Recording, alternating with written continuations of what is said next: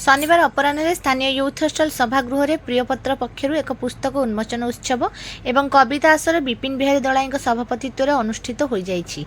एही उत्सव में डॉक्टर चित्तरंजन मिश्र, डॉक्टर हेमंत कुमार छोटराय, डॉक्टर प्रतिमाराणी मिश्र षडंगी, विजयलक्ष्मी दास मिश्र, दयानिधि त्रिपाठी, पर्णमासी देवी उपस्थित रही पुस्तक उन्मोचन करी गाल्पिका रश्मि रंजिता सिंह लेखनी को प्रशंसा करथिले।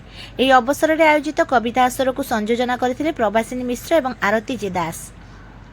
महेंद्र दास, कल्पना मिश्र, सत्यभामा नायक, सन्यासी नायक, जोगेश्वर नायक, सदाशिव मिश्र, शुभश्री सिंह, प्रतिभा दास, हेमंत कुमार साहू, चंद्रशेखर महारणा, विचित्रानंद महापात्र, विजय कुमार पंडा, महामाया तेजानी, सरोजिनी साहू प्रमुख कविता पाठ करथिले। शेषरे सुश्री कृष्णा महापात्र धन्यवाद अर्पण करथिले।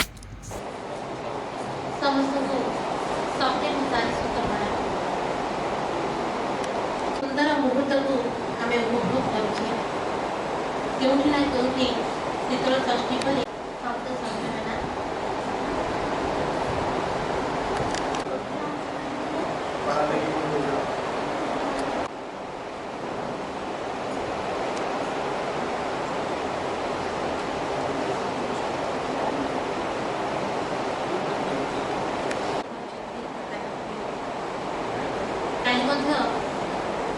सात मंगल पंचु पांडव मान प्रचंड रौद्र तापर प्रकृति पुरुषोत्तर जिते मिलन हो जिते विवाह हो